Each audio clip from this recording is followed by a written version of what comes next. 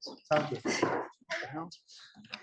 So I've been informed we're going to do sort of a presentation mode before we get officially into the orders of the day. So we're not quite following Senate order. So thank you for settling in. And I guess I'll turn it over to you. To the Chair of Appropriations. Chair of Appropriations.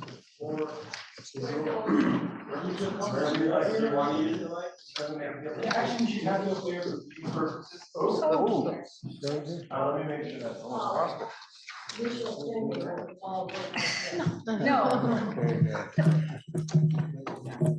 Yes, please. Okay. Thank you, everyone. Once again, we are here with the budget adjustment for this current fiscal year. As I've said many times, the budget adjustment is really something that we do in between with the benefit of actual experience in terms of our spending and our needs to date. So when we're building a budget, we're oftentimes using caseload estimates, spending estimates that are at least 12 months old. Now we're more than halfway through this fiscal year, and we know what those actual trends are. And this budget is truing up estimates with actuals. I'm passing out two documents, one of which is really the Cliff Notes in terms of what the BAA includes. And then there's the other document, the web report, which helps you go by appropriation, and it's annotated so you can see what the changes are. I would like to say that in starting out, as you know, in January, we had a revenue upgrade for this year, and was about $29 million. The budget, as it was passed by the other body, spent the $29 million. But the governor's 25 budget also spends the $29 million. So you can't spend the $29 million twice.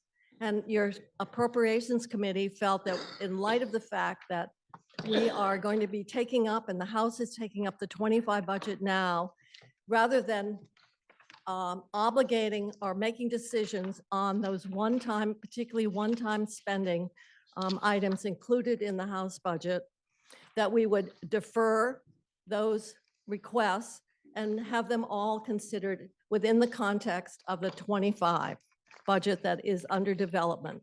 There are many, many things related to housing. I do not want to preempt our committee on housing, the ability to say, this is where we want the spending to go.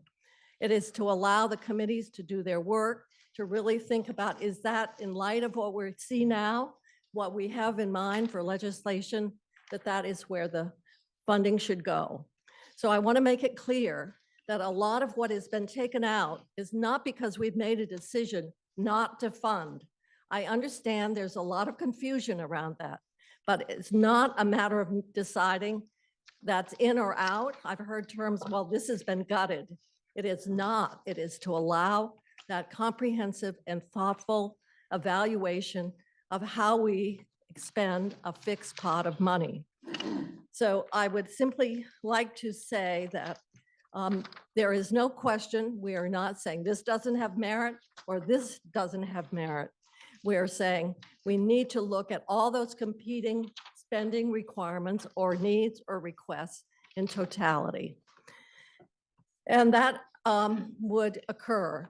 Now, the other thing that I would point out is when we do the 25 budget, if you want to say, well, this is a one-time expenditure and we would like to move that money forward more quickly, we can have provisions that certain expenditures or appropriations are effective upon passage.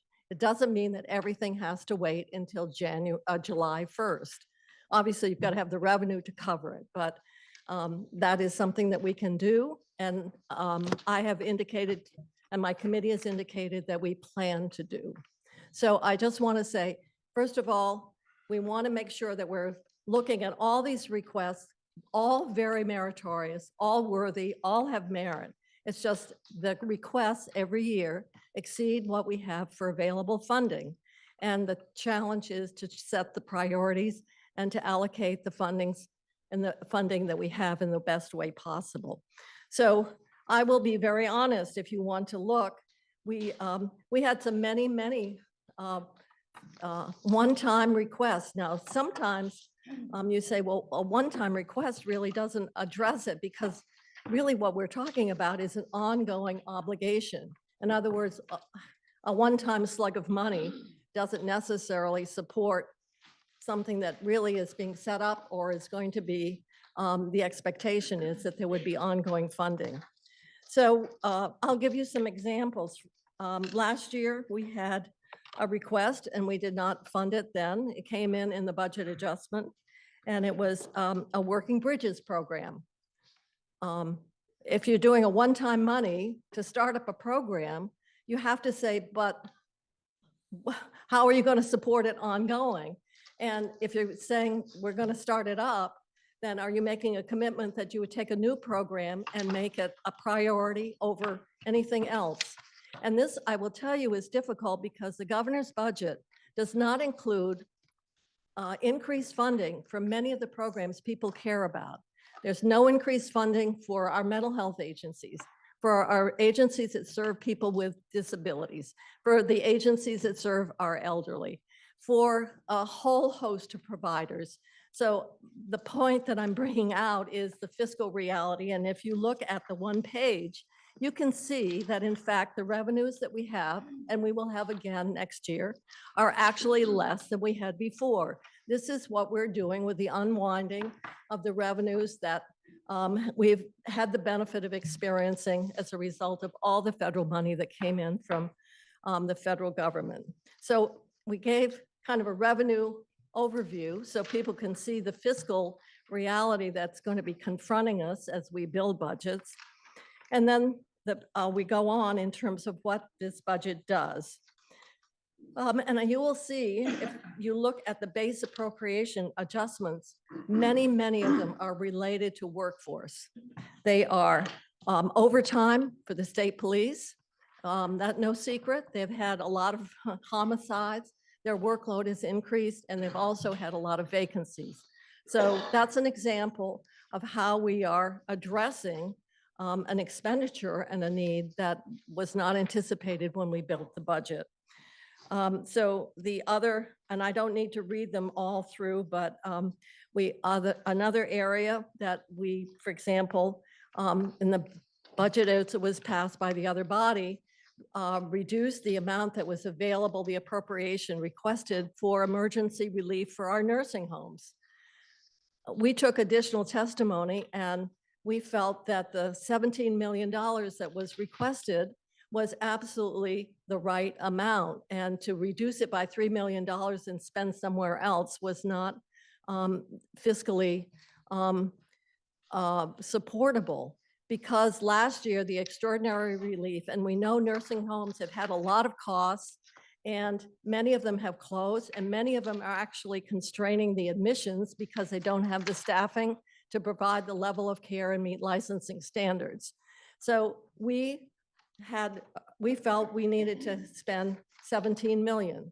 Well, if you're saying 14, that's 3 million that you could spend somewhere else. But we feel that these are very vulnerable Vermonters. These are very fragile institutions that have to be addressed.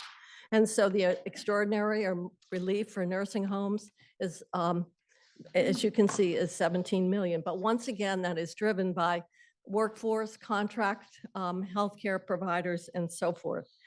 So I don't need to read through the whole list. I mean, they're identified. This is really a way of taking a document and helping extract what are the important things. The other area that I'd like to talk about, and that has to do with the flood relief for our municipalities. We have 143 municipalities that have experienced and are designated through FEMA.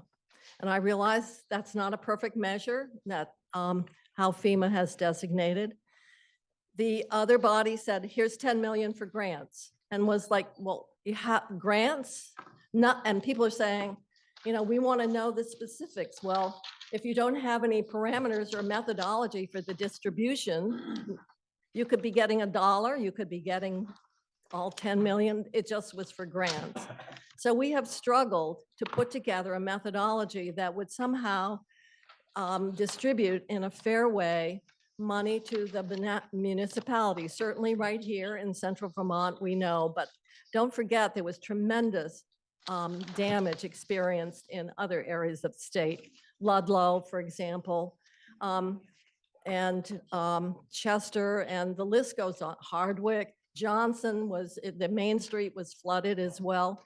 And so our goal, and I will admit, we're still working on it, and it will be a subject maybe of another amendment, is how to move out a limited pot of money in a way that is fair and equitable to all your communities. And I imagine out of the 143 communities, most everyone in this room represents a community that has been impacted. So what we did was take 12, the House had 10 million for grants. We took and raised that to 12.5. And I'm just explaining what's in the bill and saying it's probably, if we can tweak it, it would be wonderful. We looked at the difference in municipalities and the impact. Some municipalities experienced a lot of municipal loss. Johnson is an example. On the other hand, the city of Barry experienced a lot of loss with residential. So we thought if we could look at two components to the methodology, one of which is split the 12.5 in half and direct half for municipal loss, which would be subject to FEMA reimbursement, then how we could help move money to those communities, or in recognizing the higher level of municipal loss. Other towns had residential. The problem that we're encountering, and we're trying to figure it out, is, for example, FEMA uses zip codes. Well, there's a trailer park in Berlin, not in Barry. So people are saying, well, gee, we want to make sure that Berlin gets the damage recognition in this formula. Zip codes don't do it. The other thing that we've discovered is that if you have fewer than 10 properties in a town, then we can't get the data because that's just part of the privacy and the normal consideration that is there. So our goal and our thinking is to look at total flexibility. Once the money goes out, then it would be up to the municipalities to determine how they want to spend it. One of the things that I will just, for background information, because it's hard to keep all this straight, is that there's generally just using an 80-20 match with FEMA. So the 20% is the state share. Normally we split it 50-50. So out of the 20%, 10 for the state, 10 for the municipality. This budget adjustment fully funds the 10% the state is going to pony up for that municipality, but also is taking 6.25 million to help buy down the municipal match obligation, that they're 10% to buy it down. We have language in here that we actually would advance up to 70% of that match. That money will be fungible. So if you didn't want to use it for the match, well, then, and you wanted it for something else, and you'd have to deal with coming up with a match at some later point. And some municipalities might decide to do that. We did not feel that we could make those decisions because the ideas about where the need was the greatest or how residents might want to have the money spent was just something that just didn't seem to be workable on our end. And we wanted to just more or less give grants out, and then the municipalities would decide how they wanted to use those funds. So that's the methodology that we had in the BAA. If we can work it out, we can refine it. Hopefully, during today, we're working with the Chief Recovery Officer, the Joint Fiscal Staff, to see if there is a way of getting a more perfect allocation and data accuracy so that we can do this. So I'm simply saying That was our desire. We wanted to be fair. We wanted to be equitable. We wanted a way of allocating $12.5 million. So I'm sure you're hearing, we want to know how much we're getting. Well, you didn't know how much you were getting with the $10 million going out in grants. So I'm just saying, until we get more calculation, we can do a set aside for the communities that had under 10 properties and, deal with it. There are things that we can do, but time is of the essence in getting things moving. So that is something very substantive that was done in the Senate as a result of wanting to provide financial assistance with the greatest flexibility, with the greatest fairness, and trying to have some way of doing it with the limitations of the data. Yes, Can I ask a question now about that specific provision? yeah. Okay, so what I'm hearing is that those details are not yet in the BAA, that you're coming back with an amendment on third reading? What for I'm those saying is in details? the BAA is the split between the 6.25 and 6.25 for the total of the 12.5. What I'm saying is if we can feel more confident in the data to split up those two pots, one for the match and one for residential, then we would bring it forward in an amendment to Okay. modify what we have here. And my second question is, I hear that you're using the FEMA declaration. Is it the individual assistance or the public assistance declaration that you're using? That makes a big difference to my constituents. It would be both. Okay, so if it's public assistance, I want to make sure that the towns themselves are getting the funding in Addison County. They didn't get individual assistance, but they did get public Yes, assistance. they would. So, They okay. would. All right, thank you. I believe that is included on the municipals that experience the public assistance, and that may be the $1 million that's in there. But I will confirm that. Okay, thank you. The private assistance is reflected in the residential property, the non-public infrastructure. And that still would go to the municipalities. We've heard, for example, the city of Montpelier is thinking, should they assist some homeowners raise their home? Well, that could be their choice once the block grant goes out, as opposed to our knowing or saying that's permissible or not. Once the money goes, then there are some creative ideas around how that particular municipality could benefit from the money. So our goal was to give that flexibility to each of the municipalities, recognizing the experience could be quite varied. So I'm just sharing with you the thinking behind this and our desire to make sure, and when you're dealing with 143 communities, it can be, you can see there's quite a lot of variance in that. So we wanted to fully fund the FEMA match, which is on the municipal side that the state has the share, and then help the municipalities with their 10%, if that's, say it's the 80-20 match. And then the other thing, as I've said, on the match or the FEMA match, we would have language that would allow the advancement of up to 70%. Because we're hearing the towns, the municipalities need the money soon. And the next item is emergency housing.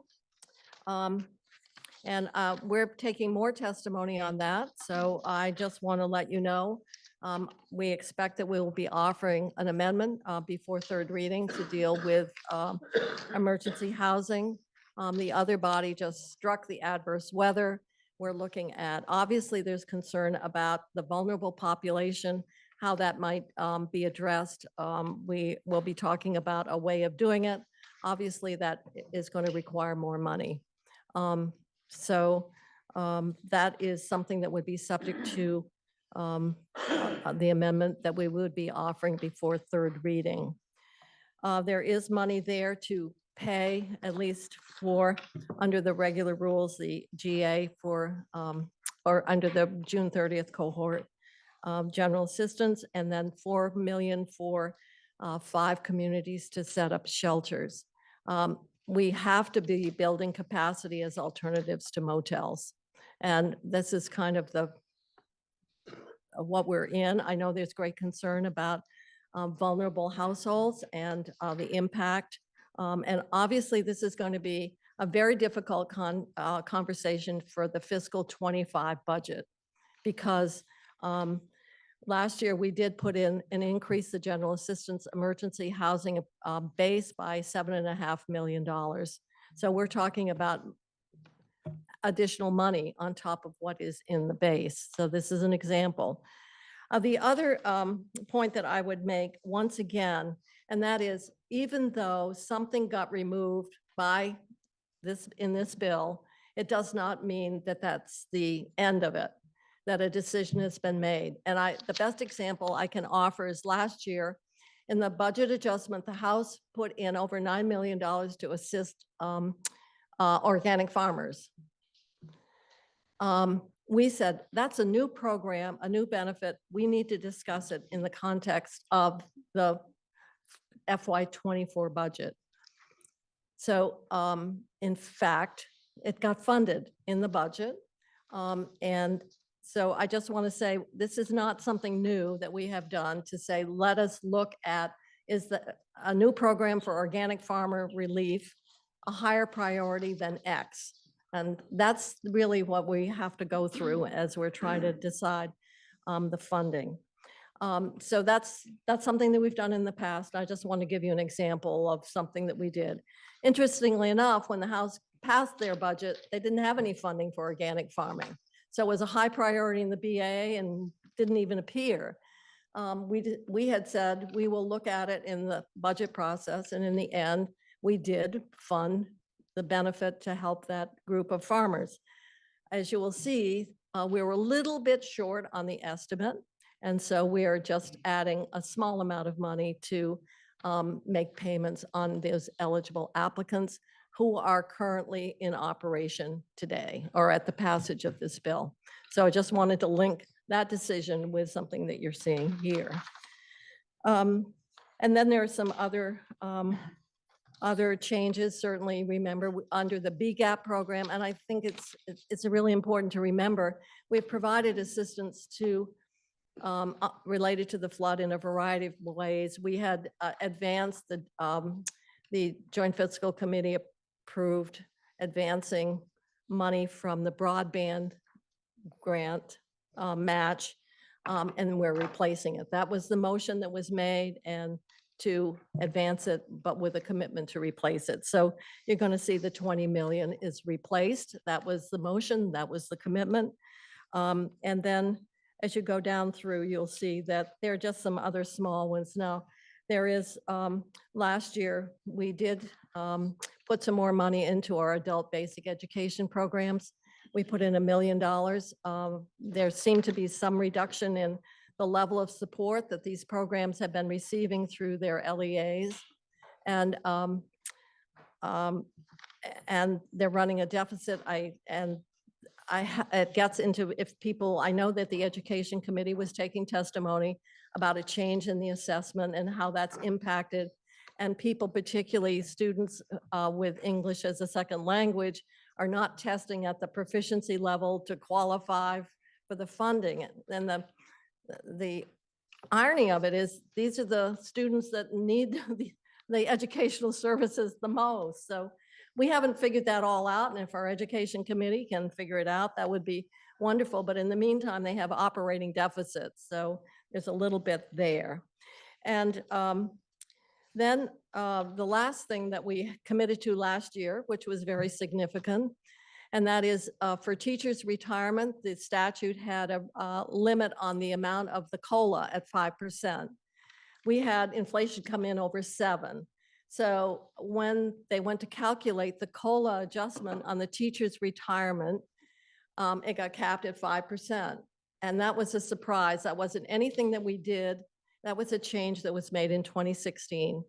So we made a commitment. We did a one-time payment to adjust the difference between the 5% and the actual, the 50% of it, and which is the formula. And then this year, and we reserved money in the education fund to fund that change because out in the future, it could have the potential of incurring higher benefit payout. And from the actuarial perspective, we had to fund it. So we are releasing the money that was reserved in the ed fund to pay for that higher cost associated with the policy change. And we needed to add a little bit of money because the treasurer's office said we needed a bit more than the 9.1. I don't know about you, but it seems like they've really cranked up the heat in here. Either that or something. Although I won't not tell the secretary, I had this horrible dream that I absconded and I didn't show up today. And I will let you interpret that any way you want. I think in some ways I've gone through what is in the budget adjustment. I will discuss, as you know, there's an amendment and I will discuss that when we present the amendment. But I wanted to use this opportunity as we're relating to the adjustments and some of the thinking behind the work that you're seeing here, the work that we still hope to tweak a bit more. Not only, if not tomorrow, we still have more time as we negotiate with the other body relative to the differences that we might have in this bill. So I think with that, once again, let me reiterate, even though we did not specifically reject any request, we simply said we're deferring it to the larger 25 budget. Much of that is related to housing. Much of it, I mean, and it ties back to Act 47 from last year. Is that still where we would want the money to go? Are there other options that have materialized? And that is something that we look forward to having the benefit of a review and the examination of, and there were millions of dollars. Also, what we did not do is we know that there's a lot of ARPA money still sloshing around. People are very concerned that we get that money spent, and our desire is to spend all of it so we don't return any of it. The budget that was passed actually went in and did contingent appropriations on money that we will not know what it is until next September. A lot of it was housing related.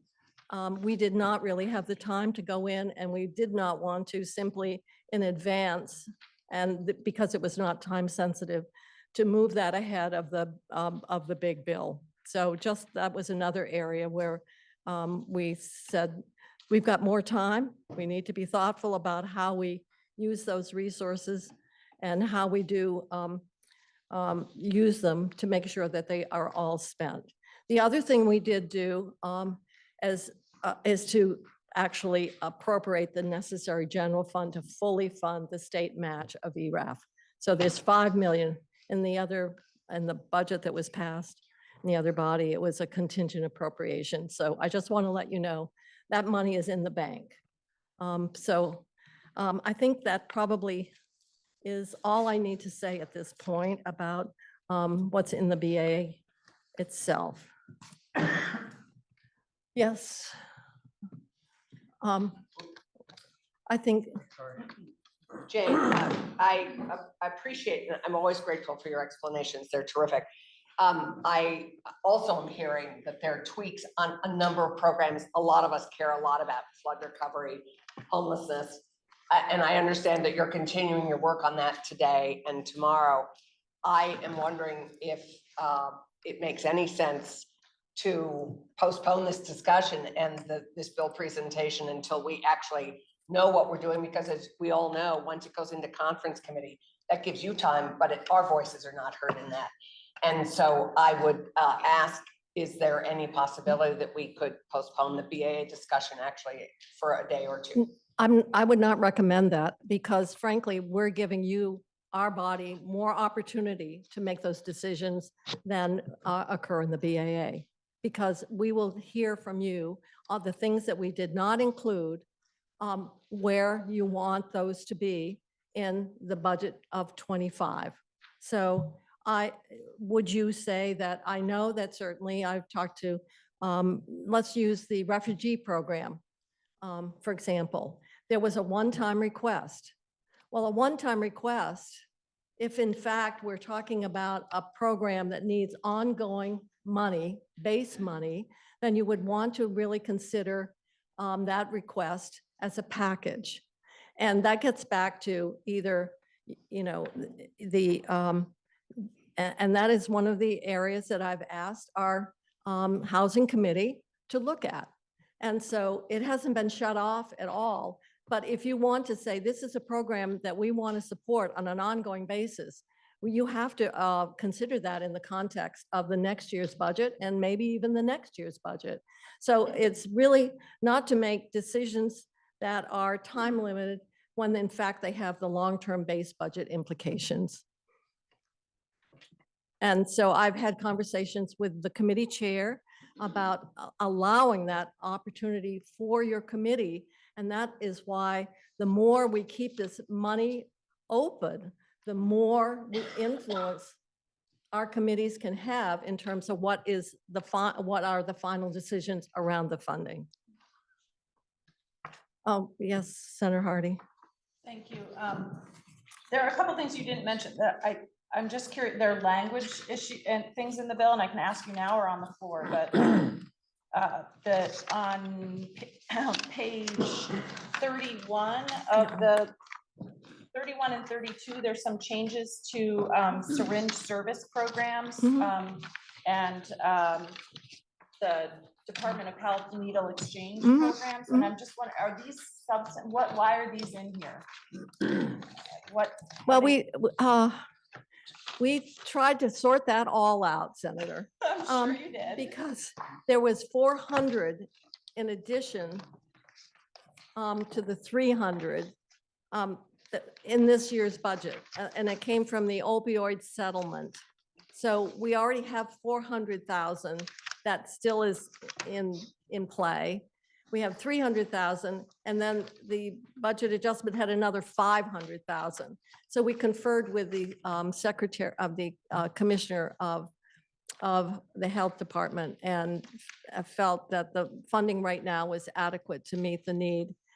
We may have to consider it, but so right now there's a total of 700,000 for needle exchange in this current year And budget. what's the funding source? Is it general fund or is it? Well, originally there was a,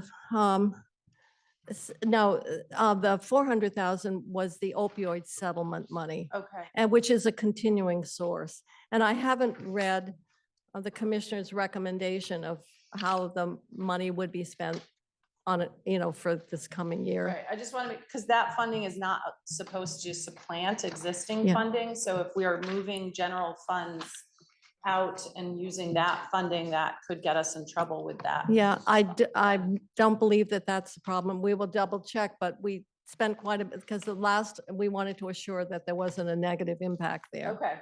And then on- someone remembered, oh, well, we had already done the 400,000 in the, from that settlement Okay. pot. And then on page 34, the change in the definition of family child care home, it just shortens it significantly, and I'm wondering why this is in the BAA. This seems like a policy thing. I can't answer that. That was not something that we changed. That came over from the House? Yes, Okay, uh-huh. it seems odd to have in the BAA.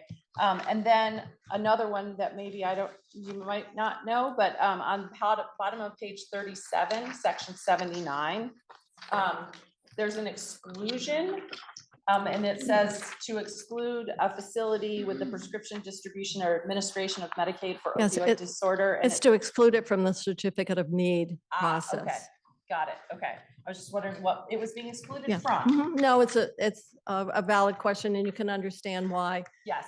you would want those treatment programs to move expeditiously. Absolutely. Okay. Thank you. Yeah. Uh-huh. All right, you can turn down the heat. Oh, Oh, sorry. I'm sorry, Senator Sorry, Ingles. I just wanted to thank you for working hard to keep the 17 million in there for the nursing homes on the fringes of your community. Also, my seatmate, we've lost 4 nursing homes in northern Vermont. They're not coming back. These people aren't going anywhere but other into homes of their families. And it's very, very important. We're not, people are still getting old and they're still in need. Well, tell me about that. Jane, I'm quite sure that when I'm in a nursing home, you'll come visit me. But thank you for that. And that ties into something that is still out there. And I personally want to make sure we do. And that is, for some reason we did it. Based on past utilization, we reduced the funding for our adult day programs that really function as a way of keeping people, nursing home level people in their homes or moderate needs. And we have a waiting list. And so they had a request that was not included in any of the one-times or whatever, but I certainly would say that just like that is very much a part of our home and community-based waiver. But as I said before, we're dealing with a proposed budget in 25 that level funds all those programs, much less restore anything. So I'm only wanting to share some of the agony, and there's not much ecstasy, I'll have to say, in some of what we're doing. But yes, that is all part of what we want to make sure is we're allocating the appropriations in the best way possible. Sorry, Senator Watts. No worries, thanks. I just have an informational question. I totally appreciate what you were saying about coming over from the House with 10 million in grants for flood impacted communities that we don't know how much they were going to get under that model. But I know you are working on a breakdown, and I'm curious what the timeline is for knowing what that breakdown would be, or do you think it's going to be in time for third reading? And just curious for your thoughts on that. If I were queen of the world, I would hope we could do it before third reading or have some kind of language that gives a little bit of, so that we can make the adjustments so that we're putting the right damages in the right municipality. Or whether that wouldn't change, that doesn't change the methodology. It just changes the base that you're kind of divvying up across the 6.25 million. So and if we can't do it by tomorrow, our hope is that at least we could come up with something that makes sense and as part of the adjustment process. So we want to move the money out to municipalities. I mean, that's what we've heard time and time again. They've experienced significant loss. And from our perspective, we felt the less strings, so to speak, the greatest flexibility, trying to recognize the varying impacts was the approach we wanted to take. We thought it sounded simple, but nothing in life seems to be turning out that way. So that's the best I could tell you, to be determined, but as soon as we can do it. Thank you. Okay, thank you. See, I'm not the only one who's overheating here. What? Oh, like, could you turn down the heat? We have some more of the addendums. If you happen to watch it between yesterday and today, let us know. We'll make sure we hand them out. You'll also find on your desk a sheet. The existing calendar has an amendment that the members of the Appropriations Committee are doing. It has a first, second, third instance. The second instance has a typo in the introductory paragraph, not the actual language. And so what you're going to see is the one that's in the calendar strikes all of section 53, which it shouldn't do. It should only strike section 53A. That's the language you have on there. And rather than go and print out 7 or 8 pages, we're just letting you know we're treating that as a scrivener error that the correct citation should just be 53A. And the amendment is correct in the calendar if you want to language itself. It's just that introductory paragraph. It's frequently can be wrong, but we want to make sure everybody knew exactly how we would treat it. Then the third announcement is, once we stop, it's going to take us about 3 to 4 minutes. We have to shut down this YouTube broadcast, get started for the next one, so we won't start immediately with the session. We won't.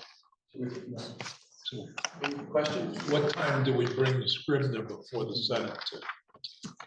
I will tell you, anytime you want. You're more than willing to take it. I've yet to meet the Scribner, and I've seen many errors over the years. Where they come from? I'd like to find out who's responsible. We will, we will empower the judiciary to find out. I appreciate that, Mr. Secretary. We will get right